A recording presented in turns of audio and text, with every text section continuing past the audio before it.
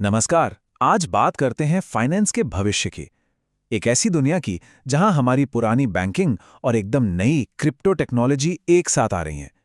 जरा सोचिए, एक ऐसा बैंक जो रुपए या डॉलर में नहीं बल्कि बिटकॉइन और इथेरियम में डील करता है। अमेरिका में ये अब एक हकीकत बन चुका है और आज हम यही जानेंगे कि ये सब कैसे हो रहा है। सालों से ना वॉल स्ट्रीट से लेकर सिलिकॉन वैली तक एक सवाल गूंज रहा था। क्या कोई क्रिप्टो कंपनी जो पूरी तरह से डिजिटल करेंसी की दुनिया में काम करती है, कभी हमारे ट्रेडिशनल बैंकिंग सिस्टम में घुसकर एक ऑफिशियल अमेरिकन बैंक बन सकती है? ये एक बहुत बहुत बड़ा सवाल था। और फिर 12 दिसंबर 2025 को इतिहास बन गया। उस सवाल का जवाब मिला और जवाब था एक जोरदार हां।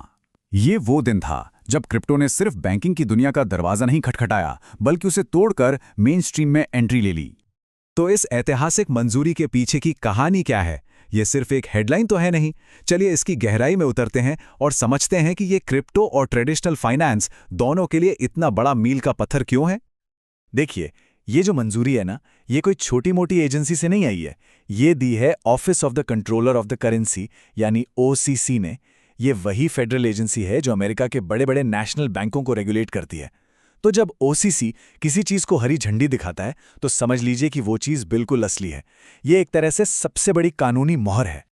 तो इस पहली लिस्ट में कौन कौन सी कंपनियां हैं? एक तरफ तो हैं रिपल, नेशनल ट्रस्ट बैंक और first national digital currency bank जैसे एकदम नए खिलाड़ी। और दूसरी तरफ है बिटगो, फिडेलिटी और पैक्सोस जैसे पुराने और बड़े नाम जो अब अपने स्टेट लेवल के लाइसेंस को नेशनल लेवल पर अपग्रेड कर रहे हैं। तो सवाल ये है कि क्रिप्टो बैंक होने का असली मतलब क्या है? क्या ये हमारे गली मोहल्ले वाले बैंक जैसा ही है? चलिए जरा ऑफिशियल कागजों में झांकते हैं और रिपल का उदाहरण लेकर समझते हैं कि ये नए बैंक आखिर क्या कर सकते हैं और क्या नहीं। अब यहीं पर बात मजेदार हो जाती है। ये कोई आम बैंक नहीं है जहां जाकर कोई भी अपना सेविंग्स अकाउंट खुलवा ले। इसके बजाय ये एक खास तरह का ट्रस्ट बैंक है। इसका मेन काम है डिजिटल संपत्ति को संभाल कर रखना। समझ लीजिए ये एक तरह का डिजिटल किला है। और स्टेबल कॉइन्स के रिजर्व को मैनेज करना। लेकिन ये आम लोगों से डिपॉजिट नहीं ले सकता और ना ही ट्रेडिशनल लोन दे सकता है। हाँ, लेकिन इसका मतलब ये नहीं कि इन्हें खुली छूट मिल गई है। ओसीसी ने बड़े सख्त नियम कानून बनाए हैं। इन बैंकों को 3 साल तक कड़ी निगरानी में काम करना होगा। एक तयशुदा मिनिमम कैपिटल बनाए रखना होगा और अपने बिजनेस प्लान में कोई भी बड़ा बदलाव करने से पहले परमिशन लेनी होगी। इससे साफ है कि रेगुलेटर्स इस नई इंडस्ट्री को बहुत गंभीरता से ले रहे हैं। लेकिन रुकिए, कहानी सिर्फ इन 5 बैंकों की नहीं है। ये तो बस एक शुरुआत है, एक बहुत बड़ी लहर का हिस्सा। हम देख रहे हैं कि फाइनेंस की दुनिया के बड़े बड़े दिग्गज जो कभी क्रिप्टो को शक की नजर से देखते थे, अब वो भी इस दौड़ में शामिल हो रहे हैं। ये बिल्कुल एक डोमिनो इफेक्ट की तरह है। जैसे ही एक बड़ा खिलाड़ी कोई कदम उठाता है, बाकियों को भी उसके पीछे आना ही पड़ता है। पुराने फाइनेंशियल सिस्टम के जो पिलर्स थे, वो अब एक एक करके इस नई टेक्नोलॉजी को अपना रहे हैं। अब वीजा को ही देख लीजिए। वो लोग यूएसडीसी जैसे स्टेबल कॉइन्स के साथ ग्लोबल पेमेंट की टेस्टिंग कर रहे हैं। ये सिर्फ कोई छोटा मोटा एक्सपेरिमेंट नहीं है। ये उनके अरबों कार्ड होल्डर्स के इतने बड़े नेटवर्क में डिजिटल करेंसी को लाने की तरफ एक बहुत बड़ा कदम है।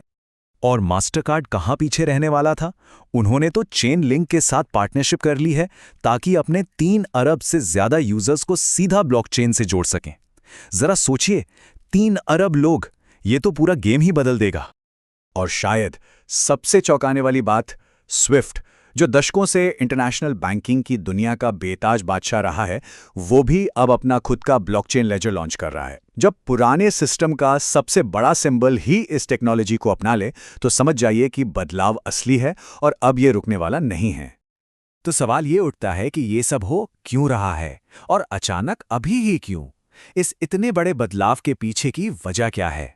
चलिए पुराने और नए फाइनेंशियल सिस्टम के बीच का फर्क समझते हैं। इस पूरे बदलाव की जड़ में ना एक बहुत पावरफुल सोच है जो इस कोट में बहुत अच्छे से बताई गई है। वो पुराना सिस्टम जहां बैंक और पैसा सिर्फ अमीरों के लिए था, अब टूट रहा है। नया सिस्टम इसी सोच को बदलने का वादा करता है। फर्क बिल्कुल साफ है। पुराना सिस्टम कैसा था? छिपी हुई फीस, काम में देरी और सारा कंट्रोल कुछ ही बड़ी कंपनियों के हाथ में। और नया सिस्टम क्या वादा करता है? पूरी पारदर्शिता, रियल टाइम में काम और डिसेंट्रलाइजेशन, मतलब कंट्रोल किसी एक के हाथ में नहीं बल्कि पूरे नेटवर्क में बटा हुआ है। ये जो नई फाइनेंशियल दुनिया बन रही है ना, इसके 3 मेन पिलर्स हैं। पहला, ब्लॉकचेन जो ट्रांसपेरेंसी लाता है। दूसरा, स्टेबल कॉइन्स जो स्टेबिलिटी देते हैं। और तीसरा, डिजिटल वॉलेट्स जो हर किसी को इस सिस्टम तक पहुंचने का मौका देते हैं। अच्छा, ये सब सुनने में तो बहुत अच्छा लगता है, बड़ी बड़ी बातें हैं, लेकिन असल में इसका आम लोगों की जिंदगी पर क्या असर पड़ेगा? ये क्रांति हमारे रोजमर्रा के जीवन और हमारे बटुए को कैसे बदलने वाली है? जरा सोचिए, YouTube क्रिएटर्स को पेमेंट सीधे स्टेबल कॉइन्स में मिल रही हैं, जो बिना किसी देरी के, बिना किसी बॉर्डर के सीधे उनके डिजिटल वॉलेट में आ जाती है।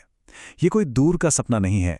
पेपैल अपने स्टेबल कॉइन के साथ ये पहले से ही कर रहा है। पेमेंट्स का फ्यूचर यही है। और बात सिर्फ पैसे भेजने तक ही सीमित नहीं है। अब तो हम देख रहे हैं कि असल दुनिया की चीज़ें, जैसे बड़ी कंपनियों के शेयर्स, बॉन्ड्स, यहाँ तक कि आर्ट, उन्हें भी ब्लॉकचेन पर डिजिटल टोकन बनाया जा रहा है। ये ट्रेडिशनल और डिजिटल फाइनेंस के बीच की लकीर को पूरी तरह से मिटा रहा है। आखिर में ये सब सिर्फ टेक्नोलॉजी के बारे में नहीं है। इसके पीछे एक बहुत गहरी सोच है जो इस लाइन में छुपी है। क्रिप्टो सिर्फ पैसा नहीं, ये आज़ादी है। ये अपने फाइनेंस पर ज़्यादा कंट्रोल और आज़ादी का वादा है। हम सब आज इतिहास के एक बहुत ही अहम मोड़ पर खड़े हैं। फाइनेंस का पूरा सिस्टम हमारी आंखों के सामने दोबारा बन रहा है। अब सवाल ये है, इस नई दुनिया में हमारा रोल क्या होगा? क्या हम सिर्फ दर्शक बने रहेंगे या इसमें हिस्सा लेंगे? इसी सवाल के साथ आज का ये एपिसोड यहीं समाप्त करते हैं। इस विषय पर और जानकारी के लिए हमारे साथ बने रहिए।